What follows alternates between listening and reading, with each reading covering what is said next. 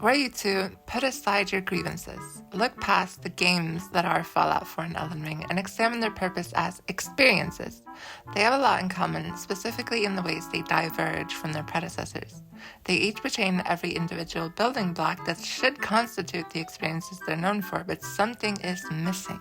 Something is different.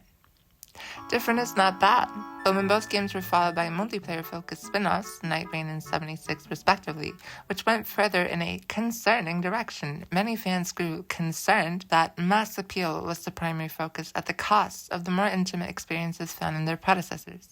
They are much more the sum of their parts than the others. Importantly, the parts that people like the most. Is that mass appeal? What is mass appeal anyways? Is it really something you can put into words so succinctly? What is it about these games that made them outsell their predecessors by such a wide margin? What is different? In a word, it is fun. Everybody likes fun, except me. I'm gonna ruin it. This is what these games share. The fun factor is front and center and sexy. You could simply call this streamlining, but that buries the actually interesting stuff, what's really going on. It's a very surface level take, yes, but perhaps it is not too bad of an idea to first look at what that fun really is and how it works. Now, we're going to be mentioning Fallout a few times throughout this video, and while I usually don't cover my ass in these videos because I don't read the comments, I still want to underline that I am speaking about Fallout solely for the perspective it provides. I use it as a point of reference because it functions well as an emotional anchor. The frustration around the changes that game made is a relatable one. The nature of those changes is well known, which is a good measuring stick when we delve into the more intricate, less explored system of changes in Elden Ring. Are we clear? We better be. Fallout 4 centers on the well-established Bethesda loop of exploration, gathering, combat, rinse, and repeat, always available to the player, never separated by more than a 30-second walk to whichever symbol on the compass strikes one's fancy. It is a loop that has been present in all 3D Fallouts, though crucially never as the centerpiece of the experience. It is a necessary aspect of action RPGs, but the role of their resource economy and relevant systems was one of providing mechanical incentive for story progression. In Fallout 4, the roles are reversed. The resource economy itself has become the game. Your eyes are primarily fixated on the compass at the top of the screen, the loot menu on the side, or the crosshair in the center. Characters that would have been well developed with a story all their own are now replaced with quest givers in the purest sense of the term. Their presence is a mere excuse to go and kill dudes. The locations they send you to in turn function as entertainment dispensers. All the elements of Fallout 4 are purpose-built to keep the player in this cycle, unlike Elden Ring. Or is it? Yes, it is, but only in direct comparison with each other. If we look at them within their respective series, though, the similarity becomes a lot more apparent. The scale of change is dramatically different, but the ratio in relation to their respective predecessors is a much closer match. To explain this, we first need to examine how Elden Ring came to be. In Elden Ring's case, how did this come about? What was the aim, and what specific conditions led to it? To answer that, let's first set the stage. After Shadow of the Erdtree came out and the hype died down, there was a refractory period, which, if you don't know big words like me, is the period when people refract a bunch. Opinions softened, and contrarians emerged as naturally as the sun in the morning. With an expanded range of opinions, people reassessed their stance on Elden Ring and started wondering what its success in embracing more mainstream stuff would mean going forward. And now we have our answer, it seems, in Night Rain, a title which took the community further down this line of questioning. How do we look at Elden Ring now? The earlier concerns of it going open world had been alleviated, as it was highly praised for a unique take on the open world format, and recently, the director of Night Rain assured audiences that it was not the live service people were dreading. This has been called into question recently, as not even a month since its launch, FromSoft has introduced timed boss events. It is a strange pattern. FromSoft, I think, has taken up the mantle of the reverse Nintendo, if you will, where Nintendo will eventually relent to customer demands but do whatever it is they've been asking for differently out of what I can only assume at this point to be pure spite. From Software says they're going to do the exact opposite of what people want, but then casually reveal, oh, it's actually what they wanted the whole time. It's very funny. Speaking of Nintendo though, as part of the Switch 2 reveal, news came. that the next game, Dusk Bloods, would be another multiplayer-focused experience. A Souls-like PvPvE game with extraction shooter elements. Oh no, what gives? It is 3 times in a row From Software has done this, and you can't help but ask if a pattern is emerging, as more and more design principles seem to be peeled away with each release. This context retroactively casts an uncertainty on the nature of Elden Ring. As more and more money becomes involved, more and more trendy elements are incorporated. So let us ask, where is FromSoft now anyways? When is FromSoft now anyways? What is a FromSoft now anyways? As of writing this, Catalogue acquired a majority share of the company, which makes From Software now a thing owned by a thing that's owned by a thing, which introduces some questions around profitability in relation to creative integrity. While this is indubitably influential at some level, it's important to not let this get in the way of analyzing the actual content of the game, which leads us to another factor, CEO man. Hidetaka Miyazaki is primarily concerned with business decisions because that is his job as a CEO. While he is the public face of From Software, his creative contributions are not more significant than the 400 people that make video games. He has directed many of the games, but he is not 400 people. At least I think so. I say this because most gamers lack object permanence and figure since he does the interviews, it's probably his singular vision executed to a T, which results in good video games. But art is not the result of a singular creative vision executed exactly as planned. It is the culmination of hundreds of creative compromises and changes in direction both at a small and large scale over the course of several years. Not considering that fact leads to some very funny mental gymnastics where every inconsistency is simply a move in a grand game of 6D chess orchestrated by one man. So when it's known that the original vision was compromised and not singular, it means everything is garbage. Second half of Dark Souls 1, it is garbage. Dark Souls 2, garbage. Fuck you. And that's the backside of our chair theory. It is a black and white approach to critique that disqualifies ideas not by their own merit, but simply dumps them in either the genius basket or garbage basket based on some misguided notion of creative purity. Of course, there exists no purity in any creative process, and it would be entirely pointless even if it did. Ideas are interesting and meaningful regardless of their origin, even if that origin is one of compromise, as proven by Elden Ring. While the details of its development are not as well known as those of Dark Souls and as such have not influenced public perception of the work, a critical look at Elden Ring's text does reveal a great deal of concessions made for the sake of what else but fun. Elden Ring is, on the surface, a game certain of its creative and financial ambitions. It seeks, above all, to provide as much fun as you can with the verbiage of soulsborne games. In this endeavor, it is maximalist and uncompromisingly efficient about that maximalism, though to some, this flies in the face of its heritage among games that shone because of their minimalism. While the core combat mechanics Elden Ring borrows do lend themselves very well to its structure, little else does, and prioritizing them over the other stuff means sacrificing what that minimalism provided. One boss in particular sticks out as an example of this sacrifice. My favorite moment in the trailer was seeing the regal ancestors there. I wondered, what grand story moment would it represent? Who would I speak to about it? What would it mean, thematically, to smack the living shit out of such a beautiful creature? As it turns out, not much. It's immediately hostile, no fanfare, no moment of hesitation, and in the end, what I got was a streamlined retread of arguably the most derided puzzle in Dark Souls 3. While the pyres in Farron Swamp were a bit of a slog, they still carried significance, or at the very least humor, in their depiction of the four lords. Well, there was supposed to be 4, but these pyres got content. Anyways, that is besides the point, which is that Elden Ring's renewed take on this set piece illustrates its shift in priorities. Farron Swamp employs friction by slowing the player, where in Elden Ring we save a great deal of time with full access to torrent throughout the area that precedes the regal ancestor's spirit. Elden Ring has no time for frivolity. It does not seek to hinder the player.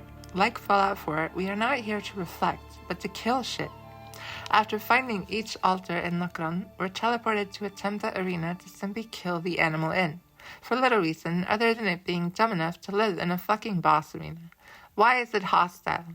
Do you see how big this room is? It's taken for granted that the player will take the trope as is and accept that it's hostile because it's a video game. My mind goes to Dark Root Garden, and it's initially non-hostile mushroom people. Or they're just sort of chilling. Elden Ring's forest of spiritual woodland critters is a combat tone. These critters want to kill you immediately because you're Doom Guy. It's a very different tone.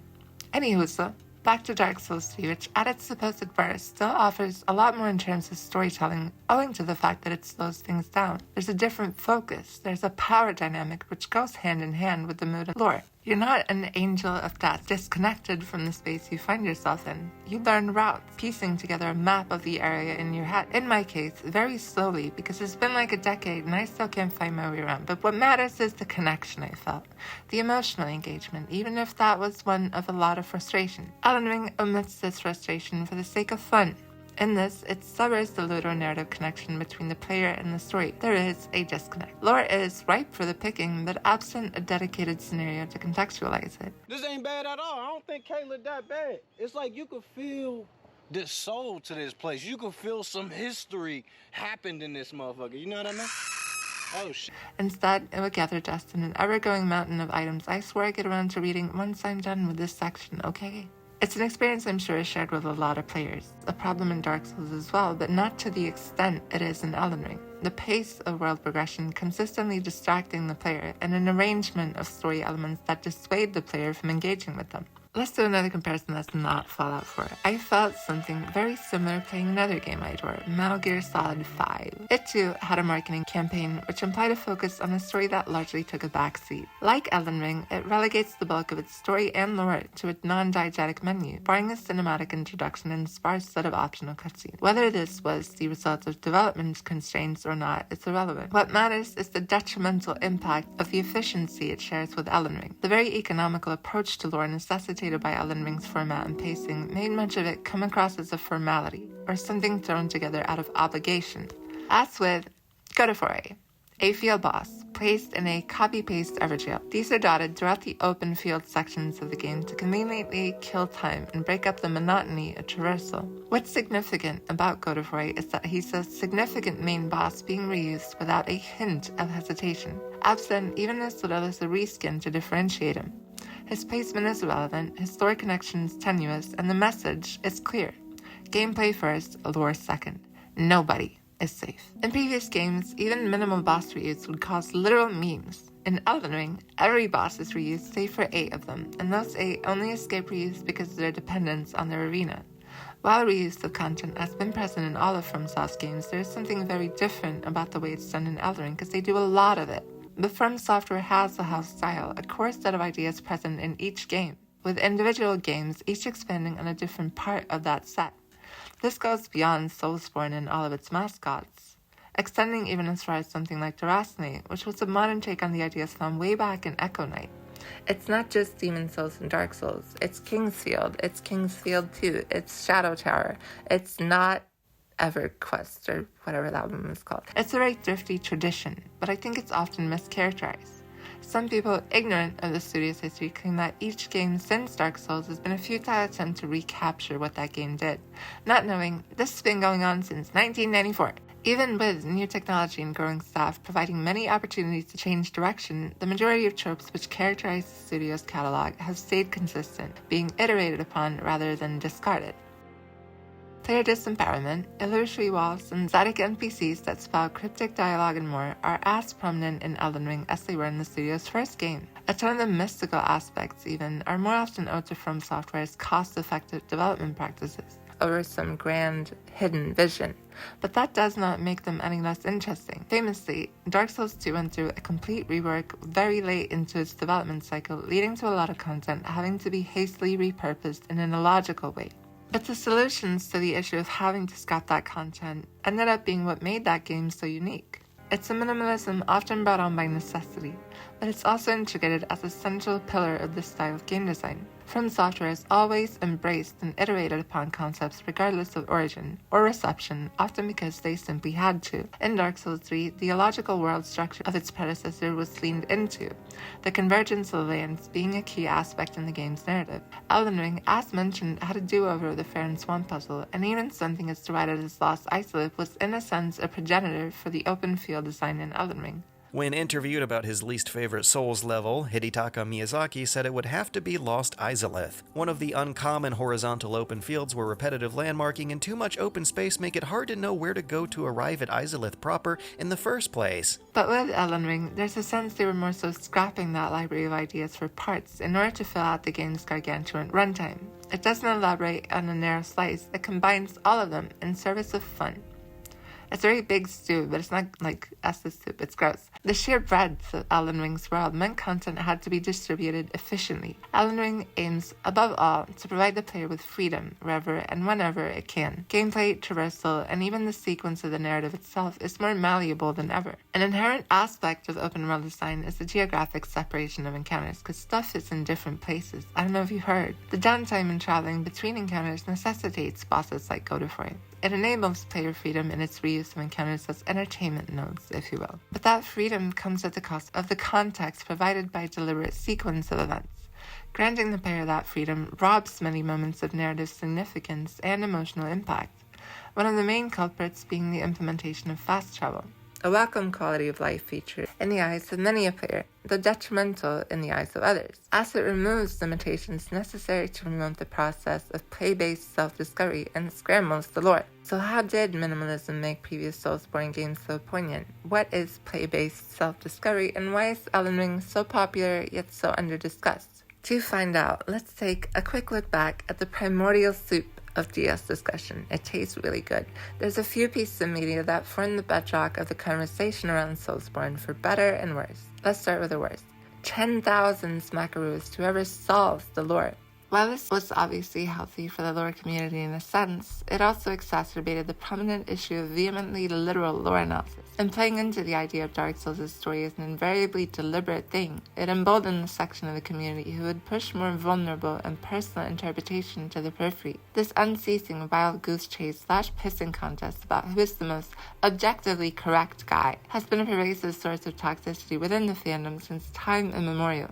Additionally, the intensely tone-deaf prepare-to-die branding efforts leaned into the idea of the Dark Souls games as a test of skill for real gamers, real men who eat meat and stuff. I don't know what men do.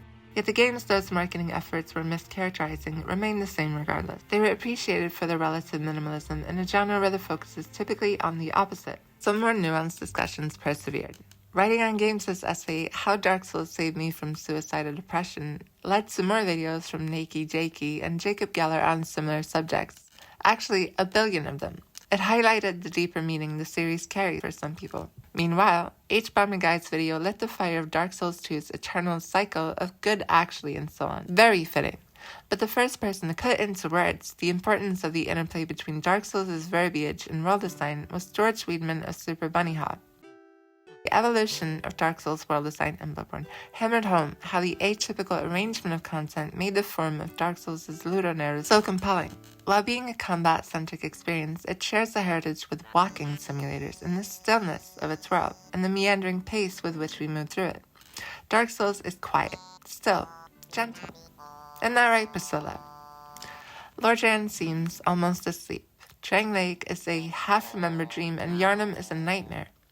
And crucially, they feel this way. So how do they achieve this feeling? Design for theme. Interplay between mechanics and themes serve to create emotional and thematic poignancy. And this is apparent in the level design. The first element mentioned here is placement. As stated, the complexity that made encounters memorable and distinct was found in the relationship between you, enemies, and their environment. This is what reinforces the sense of isolation and discovery that used to be so central to the series. That wasn't about grand vistas like in Elden Ring. It provides a sense of place not only in the immersion brought on by aesthetic aspects, but by the familiarity you develop with its encounters over time. I have almost every enemy placement in Ain Orlando memorized. The painting guardians and dragon archers of that level in particular. They're placed to choke the player onto narrow catwalks. The Tomb of the Giants is burned into my memory too. This giant skeleton next to a cliff is meant to steal the player's view away from another skeleton hiding in its flank. The replayability and engagement stems from the way different movesets necessitate different approaches. While the greatsword's wide swing can make encounters in wider sections easier, it becomes a hindrance on the number of narrow ledges and tight indoor environments in the game. A spear or a shorter sword can mitigate that issue while sacrificing damage and the ability for crowd control. Playstyles all have unique drawbacks, which makes individual encounters memorable in how those challenges generate their own stories through their encouragement of player creativity, through the limitation of the player. You wind up with an extended series of smaller, mechanical narratives layered under the greater exposition in the sequence of those narratives throughout levels, and finally, the role of levels as a whole within the overarching story. Each individual element of the game bolsters the next. Dealing in extremes is generally a bad idea when discussing art. Pointing to a single aspect and declaring everything hinges on it is very silly. Still, I'd argue the role of positioning, both spatial and narrative, is one of, if not the most crucial design trope in soulsborne games. We've gone over its more quantifiable role in combat already, but it's important to the experience in a variety of ways. I said it extends from direct stories and mechanics-driven experiences through to narrative structure.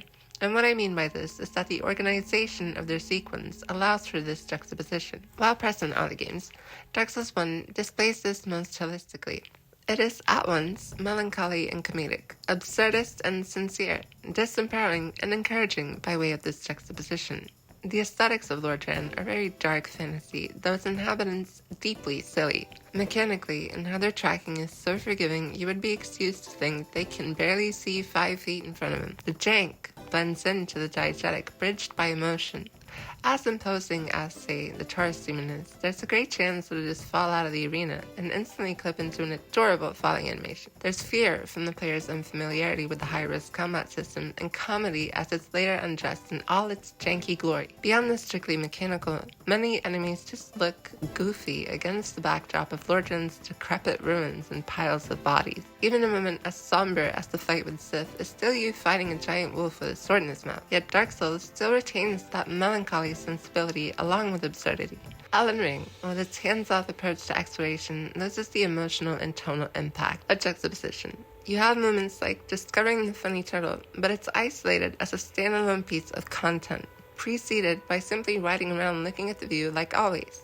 It's goofy, but without this consistent juxtaposition in the experience, there's nothing there to provide contrast. You go from a neutral emotional state to, oh, they put that here because they haven't done a funny in a while. This extends the gameplay. As combat encounters were no longer difficult because of their staging, difficulty became dependent on more universally applicable methods. Increasingly intense attack tracking and fake-outs on wind-up animations took the place of environmental design. In an open field, there is no high ground for enemies to exploit, nor corners to hide behind, or stairs to roll barrels down. The only tool still available to induce challenge is damage potential. Demon Souls made every boss a gimmick boss, every encounter uniquely structured to disadvantage the player. As the series went on though, we started seeing more and more dudes in armor, or enemies that function similarly. Elden Ring obviously reaches the boiling point where encounters were just not memorable anymore. For as disliked or ridiculed bosses like Dragon God, Pinwheel, or the Witches of Hemwick were, they all became part of the community's collective memory for one reason or another.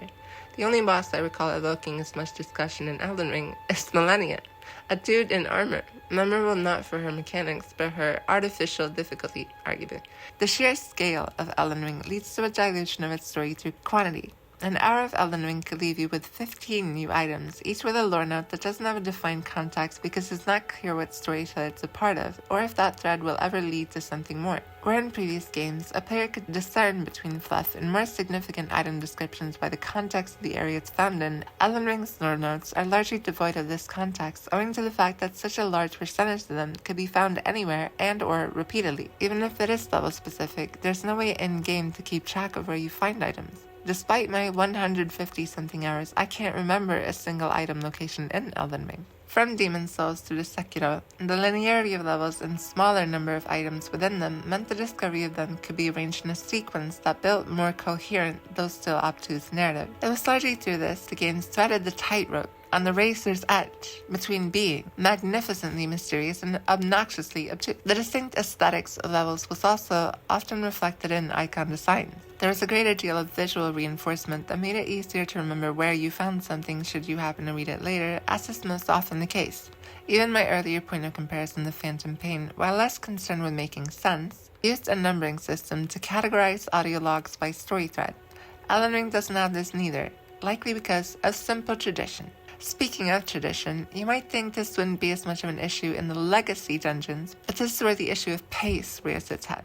Most legacy dungeons encourage the player to cover more ground at what is, in comparison to its predecessors, a breakneck pace. Pair this with the fact that each building may or may not contain a collection of items that have a connection specific to that space. After all, different people live in different buildings. I don't know if you heard. One end of town might be long abandoned and contain items from farther back in the timeline, while another could contain clues regarding more recent history. A mage from the Kyrian School of Magic might have that items across a location more relevant to the School of Lucaria. The spells of each only distinguished by what shade of blue they are. These are unnecessary sacrifices for the sake of Elden Ring's design goals. Now, let's talk about mechanics as allegory. With the player character as a stand-in for oneself, combat as a form of mechanical self-discovery is allegorical to normal self-discovery. It's not about overcoming challenges through requiring sheer physical strength, but becoming aware of abilities you didn't know you had by understanding and accepting your limitations. The stated narrative and enemy placement is such a big part of this process. The problem later games face is that there is a ceiling to this learning process. You can only teach the lessons imparted by its gameplay so many times before it becomes redundant. While the questions posed can be reworded, if you will, all the answers were known to players by the end of Dark Souls 1. The well of gameplay's allegory, then, is dry, save for its most basic interpretation. The player still overcomes challenges by persistence, but now it's a persistence of force, of more violence, of higher numbers. Art is still art, of course, whether the goal was a cynical focus on player retention or simply the result of violence as a statement being exhausted as a thematic device. What I do want to focus on is the value of those statements. So what are they? There was a thread of an ironic anti-violence attitude in FromSofts games from Demon's Souls onward. Demon's Souls' ending condemned the notion of violence in the pursuit of power. Sif and Priscilla in Dark Souls called the meaning of the player's violence into question in the mid-game, adding a tinge of doubt as to whether you're doing the right thing that lingered throughout the rest of the story. Dark Souls 2, in direct dialogue with its predecessor, belabors the same message through irony, poking fun at the very approach Elden Ring would later adopt uncritically. The accrual of souls and their power led to a hollow victory. Here it is, the fruit of all your conquests, every crown collected, every enemy slain. Now what do you feel? Sitting there, in your stupid hat. In Bloodborne, the cost of violence is one's very humanity. Gehrman even condescends the player about their engagement in it at the very start of the game. Don't think too hard about all of this. Just go out and kill a few beasts. It's for your own good. And finally, Dark Souls 3 asks if what a dying world needed was more death. Contrast this with Elden Ring, that rewards the player's increasingly grandiose violence with grand, gleeful spectacle, because it's fun, dang it. We can bring up Fallout here again, because its violence is similarly divorced from what would be its diegetic implications. The factions you killed for no longer stood for anything. There was little consequence around them, as the politics of them were completely defanged in order to make all of them equally viable as flavor for the players roam through the Commonwealth. What faction you wind up supporting doesn't really matter, because it wants its fun to be simple and guilt-free. Elden Ring is obviously not at full parity with that level of disregard, but it still treats even its endings as extensions of player customization more than expressions of ideology. Dark Souls encourages players not to dominate the world and its systems, but to navigate a world that is not built for them, but continue anyways. To fight the moonlight butterfly without magic, to fumble alone through the oppressive darkness in the Tomb of the Giant, trudge through swamps with the most basic ability of moving your body taken away from you, enveloped by poison that slowly drains your strength, to face giant closed doors in Analondo, forcing you to scurry along like a little stupid rat person on narrow ledges that only you can move along because it's simplified you're so small, trapped in a city not built for you, but for your oppressor. Then you end capitalism, and there's like a bajillion of the best characters. There is, of course, a breadth of possible readings of Dark Souls' content, which I won't go over now. What I do want to go over is the smaller possibility space of interpretation in Elden Ring. In Elden Ring, you kill everything to become king shit of Murder Mountain, but at least you get to pick what color filter the ending scene has. Even the unique secret endings don't provide any real thematic catharsis. What does the Age of Stars mean? What does the Dung Eater ending mean?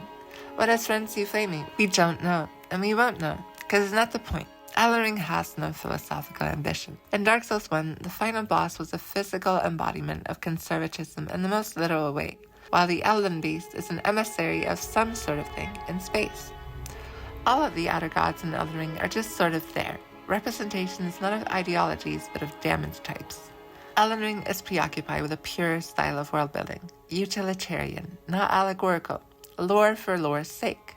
It's grown too expansive and varied to maintain any idea long enough for it to develop into something interesting. The only idea Elden Ring can hold on to is more. Elden Ring's world building has more in common with universes like that of Star Wars or Warhammer. There is some vague gesturing toward meaning out of expectation, but most of it has been shed with time as its canon was coated with more and more stuff. And all that remains is stuff, and pointing at it and asking, isn't this so cool? Bloodborne would use the motif of blood in service to a meditation on the fear and disgust around period, among other things. Elden Ring has blood because the formless mother is the blood damage god. That's it. Go watch the lore video, that's all you know about it. Point being, it's fascinated by its own aesthetics, not the implications of them. That lack of thematic implication is why people don't resonate emotionally with it as they had with other soulsborne games. If you squint, there's something there, but upon close inspection, well... Before Shadow the Erdtree, loreheads hedged all their bets on the central conceit of the story, the motivations of Marika, to be revealed. Then, they said, the real Elden Ring lore could start. And then it turned out Marika was from a village, and she was angry. So she did stuff for revenge. And that revenge does not lend itself very well to analysis. A core ideal of Marika's Golden Order is the notion of purity. It's a take on the corrupt church trope common throughout the wider Soulsborne canon. From Demon Souls through to Sekiro, this trope was always applied with intention. There is an ambition to say something different with each game. Elden Ring, in its take, is fuck. What it fumbles is its handling of the Omen race. To put it succinctly, they're a race that's born different, having physical characteristics that deem them impure and lesser in the eyes of Marika's Golden Order. They have their bodies mutilated and are locked away in the sewers beneath the capital. Were we to take this as serious allegory, then later developments in the Shadow of the Erdtree cast the politics of that allegory in a very awkward light. It's revealed that Marika did what she did to the Omens in retaliation to the Horn-Sense oppression of her people. So it's actually the ones oppressed for the way they were born who started it. So don't you feel dumb? This is a fun subversion in terms of raw storytelling, but when you're drawing parallels to the very real and ongoing issue of marginalized group being physically quote-unquote corrected through mutilation, recasting them as the real villains in effect justifies that violence within the bounds of the allegory. The actual body part being corrected through mutilation is the Omen's horns, a secondary sexual characteristic. This could be compared most directly to female circumcision, but also encompasses attitudes toward disability. When drawing from such topics, the reversal of oppressor and oppressed is ghoulish. However, that's not the message of the game at all, of course. It's merely a result of prioritizing personal conflict over systematic critique. It's here to provide the main villain with at least a smidge of motivation, because they probably realize in hindsight that it's pretty hard to care if there's no reasoning behind Marika's actions. Marika was a shell of a character before this, because she was only a character for the sake of there being a character to speculate about. Similarly, the lore and all its glaring omissions is there to drive discussion. For all its excess, it is devoid of ideology to tie it together. It's something to be dissected, not analyzed. In Dark Souls, we can infer what was left out of lore by making assumptions based on our knowledge of the intent and philosophy of characters, the goals and values of their institutions. Like any mystery, there was motive. Red herrings were of course abundant, and some connections were muddled or absent, but the gaps in the lore had an allure because their smaller cast of characters and ideologies made them significant. Dark Souls is closer to a whodunit, a murder mystery in a train or in a mansion, where the limitations of the space and smaller cast of characters makes connections more apparent, but still dubious enough to get the gears spinning. Dark Souls got away with not having an aha moment. It negated the player catharsis and stopped and asked, well, what do you think? These were tropes already present within FromSofts lineage, but importantly, these were not known to players yet. By Elden Ring, of course, they were. The mystery and pretty much everything in the game was there to give the players what they expect and lots of it. That means there's no time to build context, rendering it obtuse for the sake of it. You could argue that the games had crossed that threshold before, and I wouldn't stop you. But for me, Elden Ring is the point where the lack of information became a hindrance to the experience more than it enriched it. It became too overbearing to ignore. Zooming out, Googling guides for Elden Ring, a very common question you'll see is, what order do I do these levels in? If you have that level of confusion from the outset, any hope of collating theories on your own is in the shitter before you even get started. You can't get a sense of what's going on. Is this a net negative though? No. It is all relative. Like Fallout 4 or The Phantom Pain, Elden Ring is fantastic on its own terms. All the new stuff is great. It is incredibly fun. Gameplay is at the forefront, and that's cool, even though it shines a light on how vestigial the rest of it is. So our question then is why? Why change it? What does this change in direction provide that their predecessors couldn't? We often hear that art reflects the ambitions and anxieties of its time, that its metaphors can indicate the general vibe in society. So then, art, as a reprieve from external pressure, is something that responds to it. No matter where it exists on the spectrum between popcorn and pretentious, it is always, in one way or another, shaped by the prevailing ideology of its time, either as a response or criticism of it, or a microcosm of it where we can be in control. Ideology is a powerful force. It's not something we think about. And the mental processes behind art, as both a means of escapism and big brain business, are guided by external forces. Those external forces are the frustrations of our society. Elden Ring and Fallout provide escapism through the metaphors inherent to their gameplay systems. If money is souls or caps, then it's something we can grind for like we grind at wage labor. The purpose of emphasizing gameplay then becomes a lot clearer, as does the removal of frictions and limitations from that gameplay. But what is the cost of their absence? In contrast to Fallout 4, New Vegas used its gameplay loop in service to its textual and overt political themes. Its faction system was a war between differing political ideologies, anarchism, fascism, and of course a greater satire of Americana. Fallout 4, in comparison, is a chew toy in the shape of an RPG. Elden Ring, though more coy about its lack of thematic ambition, is a game which utilizes the mechanics of its predecessors as stress relief in a similar way. With Soulsborne games were always more metaphorical in their application of mechanics. Dark Souls was about rebellion against the ruling class and condemnation of reformism. Their hindrance and friction was diegetic, their hostility toward the player motivated in universe. Where the monomyth model of stories saw a surge post-Star Wars, the dream it represented has become unattainable. The metaphorical model of class mobility is no longer something people aspire to in the same way, and instead, frustrations with class divides have become a much more prominent metaphor in modern art. Previous games in these series challenged modern power structures, not necessarily in a left-wing way, but the strife, the friction of the games was born out of the way the world imposed itself on the player. As art, with as much as the potential for a political stance is naturally divisive, for bigger budget products, there's often an attempt to shy away from the potential of such analysis. I think that's a big part of why Elden Ring focuses so much on the satisfaction of its gameplay, the gratification in overcoming challenges. So before we round out, let's look at one last way Elden Ring attempts to shield itself against scary analysis at the very center of its story. We briefly touched on America's lack of motivation earlier and how attempts to correct it didn't quite stick the landing. The ambiguity around America's motivations represent an effort to turn it into something more plot-oriented, so it can be brought to the forefront. This rearrangement of priorities is of course at the detriment of analysis that goes beyond surface elements. It inadvertently denies the story its potential for meaning. It appeals to those who insist upon a literal reading of the work, namely the young white males who, in their deficiency of media literacy, declare analysis of subtext hogwash because it makes them uncomfortable. The same target demographic is also attracted by the prospect of a gratifying male power fantasy, which Elden Ring promises in its repurposing of combat mechanics. It is the clearly advantageous financial move. Not only does it appeal to the widest audience, but it also brings with it free marketing through huge YouTube channels like Video. With Elden Ring's unprecedented budget, this is the only realistic move.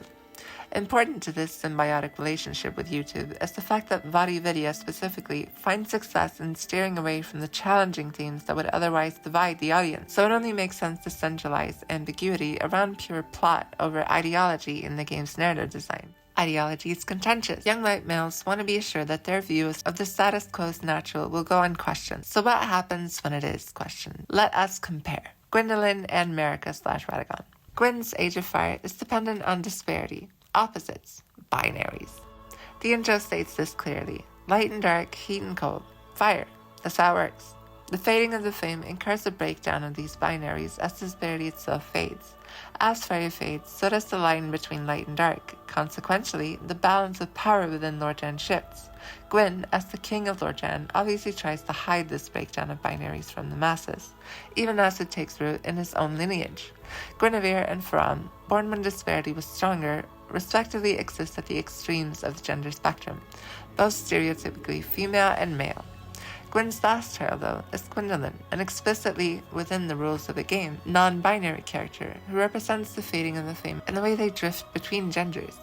In plot, hiding Gwyndolin in the dark mode tomb and presenting the illusion of gender as still strictly binary in Gwynevere is a political play within Lorjan. In universe, it is inevitable for boundaries to dissolve over time as the world returns to its natural state. But the audience of young white, straight, strange little men will not have such nonsense, inventing elaborate conspiracies to prove Gwyndolin is a malformed and disfigured boy somehow. It's a controversial element. It's something that divides the audience, one pronoun away from a political shitstorm.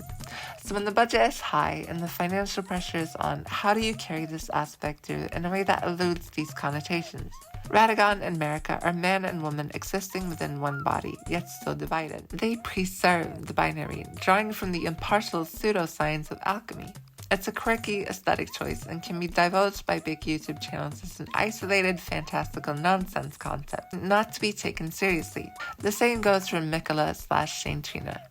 Saint Trina is an alter ego, fully separated from Miquella by the finale of the DLC, always a him and a her respectively, in opposition to the Golden Order, not for their role as queer, but because of their ambition to reinvent the world as another nebulous age of, I don't know, whatever. There's not much ideology behind it. There's not much ideology behind anything, really. It's kind of random. And I wouldn't notice the bosses in Elden Ring were randomized because their nature as antagonists was not motivated by anything except an excuse to be killable. That's how you get your randomized Night Rains, your 76s. They're a logical conclusion of the series' arc of design goals. This is what happens at Bethesda when you write the main story of a game, and even some of the smaller stories. So let's say, okay, we're going to write the Great American Novel, and you're going to give this book, this Great American Novel, to the player. And what are they going to do with it? They're going to rip out every page and make paper airplanes out of them. They are going to spend 30 hours making shacks, okay? They're going to spend 20 hours looking for bobbleheads, okay? But that's okay. That's the jagged pill that we swallow when we do this. There's diminishing returns in replicating the intricacies of an experience. Across the series, audience and budget grows.